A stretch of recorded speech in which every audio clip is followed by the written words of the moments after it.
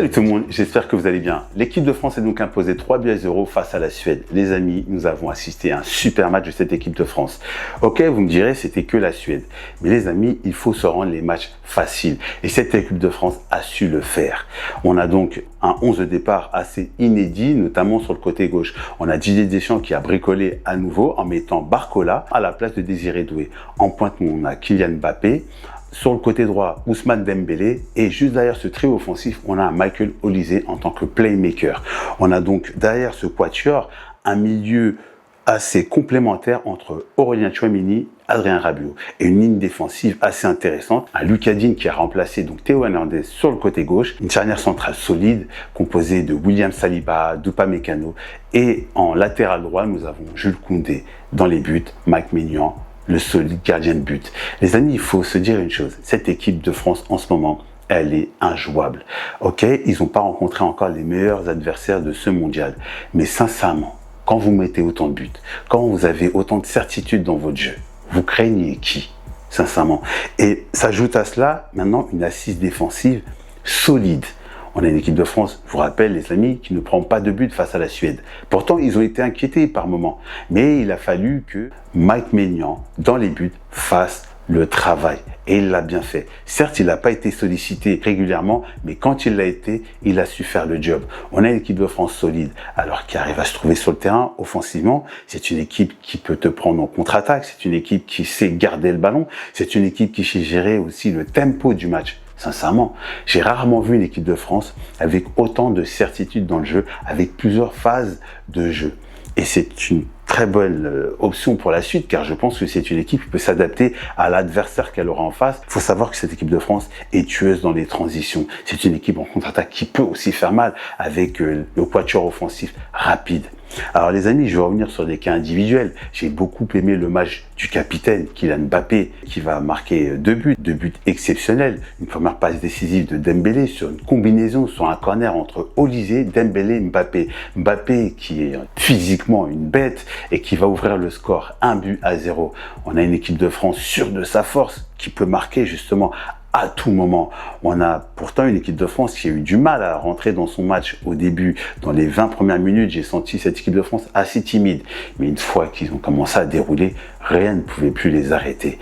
On a donc un Mbappé auteur d'un doublé, un Barcola qui va marquer également un but sur une passe décisive, cette fois de Michael Olise. Il a fait du bien sur son côté gauche et il a été intenable dans ses dribbles, dans ses appels de balles, dans sa zone qu'il a bien occupé. J'ai aimé aussi ses replis défensifs, la débauche d'énergie qu'il a effectuée. Il faut savoir, les amis, que c'est très difficile. Il a joué quand même jusqu'à la fin du match, pendant toutes les 90 minutes. Il a été sur le terrain. Il a réalisé une très belle prestation, ce Bradley Barcola. Alors, juste sur le côté droit, on a Ousmane Dembélé qui a effectué un match correct. Ça n'a pas été le grand Ousmane du match contre la Norvège, mais ça a été un Ousmane qui a fait son match sans plus. J'ai beaucoup aimé également le match de Michael Olise, qui est auteur de 2 passes décisives, une pour Barcola et une pour Mbappé. Ce joueur a les jambes en feu. C'est un meneur de jeu. Techniquement, il est au-dessus de la moyenne.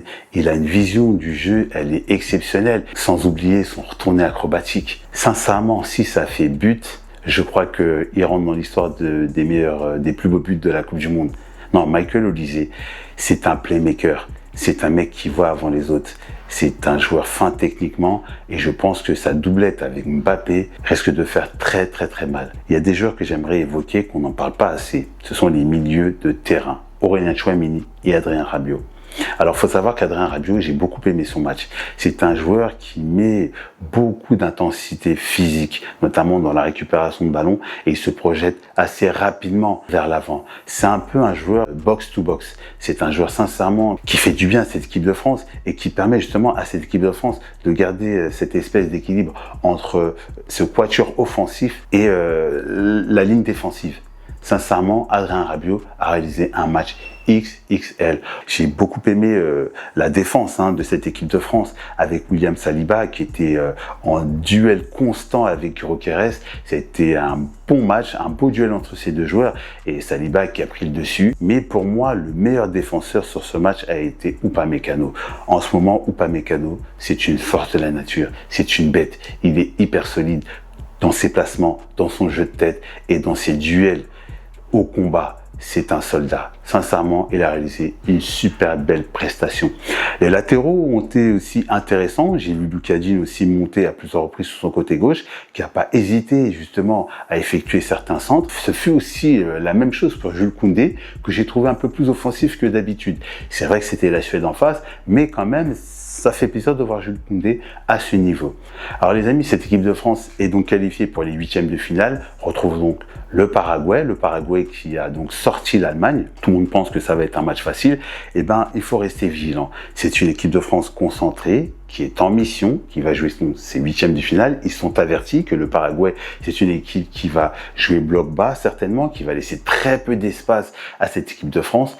Mais vous savez, quand vous êtes en confiance comme ça, l'avantage qu'a cette équipe de France, c'est qu'elle peut jouer collectivement parlant et qu'elle peut jouer aussi à travers ses individualités. Chaque joueur offensif peut faire la différence à tout moment. C'est-à-dire que même si l'équipe du Paraguay essaie de tenter un marquage individuel, je veux dire, quand vous avez la qualité de Dembélé, de Mbappé, de Désiré Doué, de Barcola, de Michael Olise, les tenir en 1 contre 1 risque d'être très compliqué.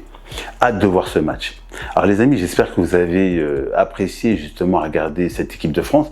Nous ici sur cette chaîne, on se régale depuis le début de cette compétition. L'équipe de France a donc rendez-vous samedi en huitième de finale face au Paraguay. Nous débrieferons donc ce match assez rapidement sur cette chaîne Foot Vibrato. En attendant, je vous remercie d'avoir suivi ce quick débrief et je vous dis, prenez soin de vous.